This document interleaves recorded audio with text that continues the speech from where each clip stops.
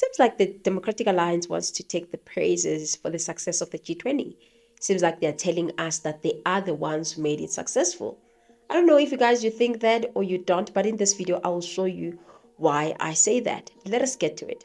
So the Democratic Alliance yesterday posted this picture and it was met with a lot of criticism, not only from the ANC, but from the other GNU partners, which is the Democratic Alliance. Let us understand what is currently going on. So we know that, guys, there's a G20 that is currently happening. So to those ones who don't understand what is the G20, I'll just give a quick summary of what the G20 is. G20 is a group of 20, is a forum of the world's major economies, both rich, developed, and fast-growing developing countries or emerging countries that meet to coordinate global economic policies and respond to worldwide crises. It is not a treaty organization and not a formal institution like the UN. It's the coordinated platform where leaders agree on shared global priorities. So yesterday, it was day one of the successful event, and it was the first one of its kind in Africa. And we know that the United States of America boycotted, and I think it was the US, Mexico, and I don't know which else country did not make it to the G20. And there's just been a lot of drama around the G20, including the issue of charge d'affaires. So this charge d'affaires is people that are going to come to the G20 from the American, because they are the next host.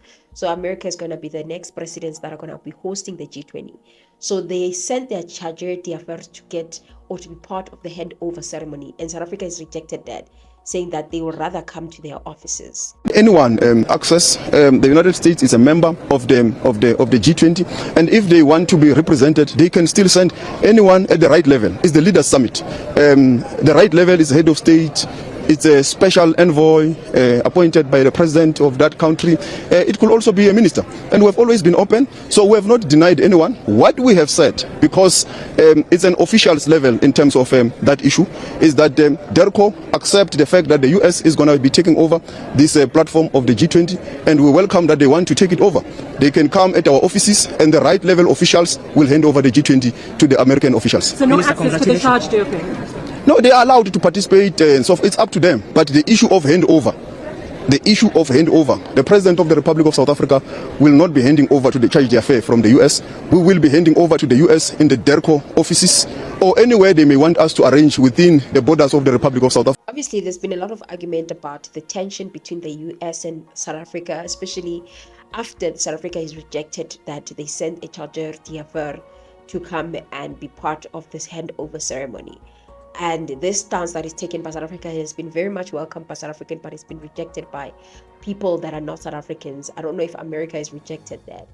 And people have cited a lot of disrespect coming from the US. The United States is not participating in official talks at the G20 in South Africa. I saw the South African president running his mouth a little bit against the United States and the president of the United States earlier today, and that language is not appreciated by the president or his team. The ambassador or the representative of the embassy in South Africa is simply there to recognize that the United States will be the host of the G20. They are receiving that send-off at the end of the event. They are not there to participate in official talks, despite what the South African president is falsely claiming.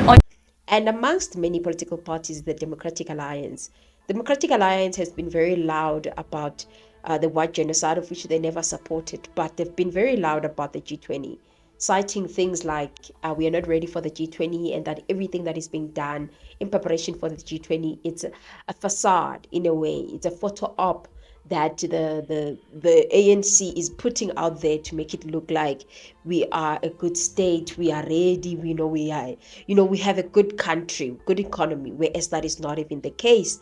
All of this is not for South Africans, of which I definitely agree with the DA. We'll just see after the G20 if the ANC will continue cleaning the CBD or Johannesburg City, or they were just doing that for the G20. It's simple, check us on Tuesday. If you are not on the ground on Tuesday, then it means we're doing it for the G20. But if you see us in all the regions, continuing to unblock service delivery failures through what we call the mayoral high impact service delivery program. And the DA has also been in support of the orange banner from Solidarity, and which was then even supported by AfriForum. So they're seen as these people that are in the side of the AfriForum. But yesterday when they posted this post, has raised a lot of question. They were first criticized by PANYAZA LESUFI to say, you supported the orange banner, you can't have it all. You can't be supporting the orange banner and now you're taking glory when everything is going well. Same thing with Patriotic Alliance. They've also criticized the DA, saying that how do you guys take this stance when you guys have not been really in support of what is being done. Even the spokesperson also criticized the DA and wrote this report and even wrote this tweet about the DA policy drafting at the G20 and laughed about it. And this is very funny because of the stance that the DA took. They're very, very vocal after the adoption, or when the declaration was adopted. There was full consensus that was reached with regards to that declaration, and even said that this is what the declaration means for South Africans. What is a declaration? So a declaration is a formal written statement where countries, leaders, organizations announce what they agree on and what they commit to do in the future. It is not a law and not legally binding, but it's politically powerful because it shows official positions, intentions, and shared commitments. So this is what the declaration is about. So one could ask, how is it going to benefit South Africans? So a G20 declaration is extremely important for South Africa because it directly influences our economy, our foreign policy, and our global standing. South Africa is the only African member of the G20. So whatever is agreed in the declaration affects not only us, but the whole continent of Africa. Hence, people are saying that this G20 is not a South African G20. It's an African G20. Very important. Building, of course, on the solid foundation laid by Brazil and their presidency and their Global Alliance of Hunger, we've been able to take that a step further now with the Ubuntu principles on food security and food systems and the prevention of food shocks. These have been very important discussions that have taken place throughout the year about how we as governments can work together to improve food security, access to good nutritious food, but also how we can prevent some of the disparities that we've seen happen around the world with some countries that have huge surpluses of agricultural goods, others that don't have enough. And then, of course, how we avoid the impact of price shocks. You saw what the war in Ukraine did to the grain price, fertilizer prices, and these price shocks. The Ubuntu principles have got some balancing measures to ensure that we protect our citizens from some of these more nefarious consequences. And then, of course, there's been the opportunity to do business. We signed an MOU yesterday with Vietnam on agriculture, just 3 weeks after the state visit there by the president and the team.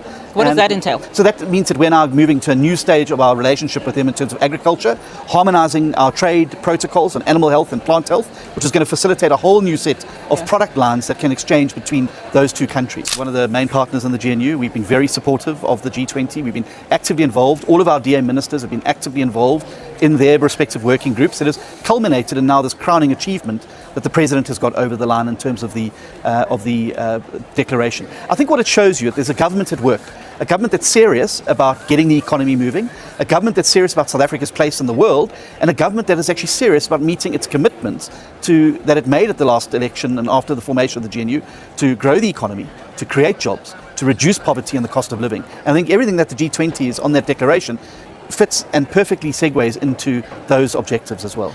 South Africa is a wonderful country. We have wonderful people and we've got incredible opportunities. Yes, we have challenges, but so does every other country. And that's another beauty about speaking to counterparts from the other world. They have challenges. They may not be the same as ours, but they have challenges nonetheless. And I think there are wonderful things happening in South Africa. I think we're starting to see the economic growth. We're off the grey list. Inflation is down. I think we're starting to see greater stability in our politics. And so I think really there's huge opportunity that lies ahead for all of us. Other countries can criticize us. I'm a South African first. My job as a South African is to grow our economy for our people, to create jobs for our people, and to ensure that this government delivers on its promises to lower the cost of living and reduce poverty. And I think that we've been able to demonstrate over the course of the last year in our presidency. I don't know what you guys think. So some of the things that are decided there are strategic leverages for mineral wealth, climate finance and energy access, debt relief, global governance, diplomatic, soft power. These are some of the things that are being discussed in these declarations. So one could ask, what is the DA standing to benefit if this is the case? Number one, this will strengthen credibility in the global affair. By praising the G20 declaration, the DA can argue it has played a role in shaping SA political diplomacy even within a GNU. It gives them a platform to push for the summit's commitment to be implemented at home, especially on debt, climate and agriculture.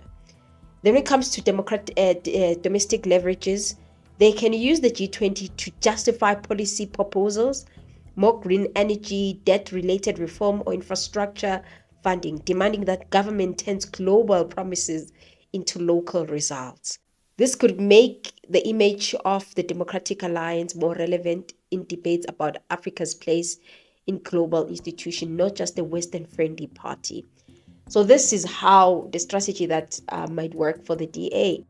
Particularly to poor rural communities in unleashing their involvement in the digital economy, because the future of work, the future of entrepreneurship and even learning has evolved, and that is going to be so centralized around the digital technology space. On artificial intelligence, our emphasis has been on striking a balance between, one, embracing our cultural diversity, making sure that large language models are inclusive, because if we want to close the digital divide, we have to make sure that these new technologies such as artificial intelligence are accessible to everyone in their languages.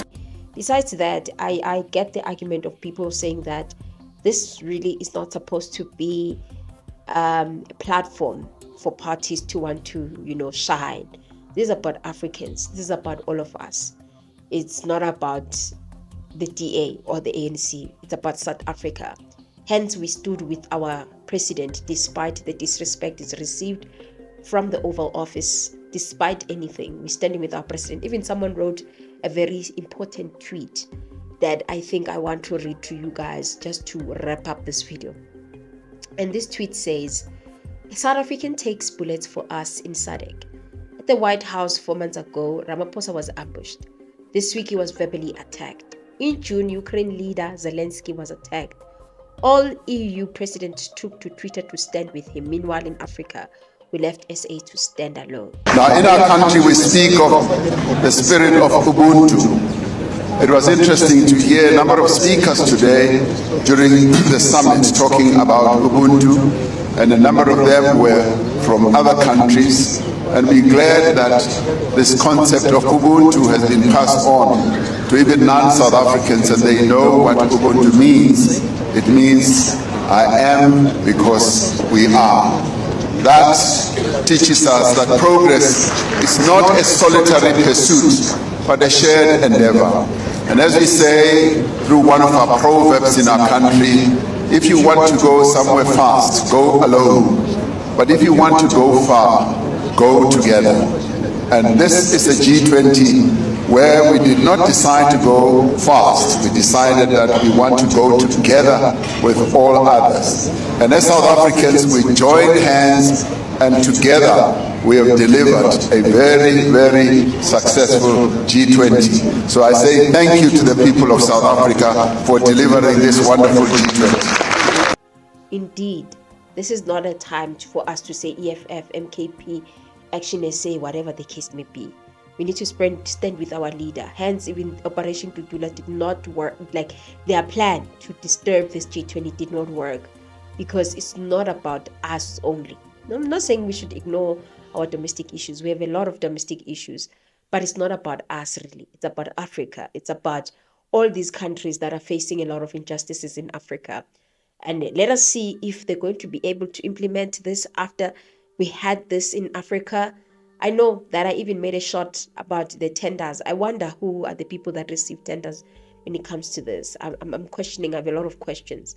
But that is not the time. We can start questioning tomorrow and make videos about the failures and stuff. But for now, we just have to commend the small and the good that the ANC or the government was able to pull, not to pull each other on different oppositions of parties that I'm ANC, I'm EFF, we did it as EFF, we did it as ANC, we did it as DA. This is about Africa, it's about South Africans, all of us. So I don't know what you guys think about the DA's actions. Do you think that they're justified? Or you think that just because they're part of the GNU, if the GNU passes, everybody passes. If the GNU fails, everybody fails, because they're all part of that. Nonetheless, guys, let me hear your thoughts. I'll see you guys on my next upload. Bye. This gavel of this G20 summit formally closes this summit and now moves on to the next president of the G20, which is the United States, where we shall see each other again next year. The summit is therefore closed.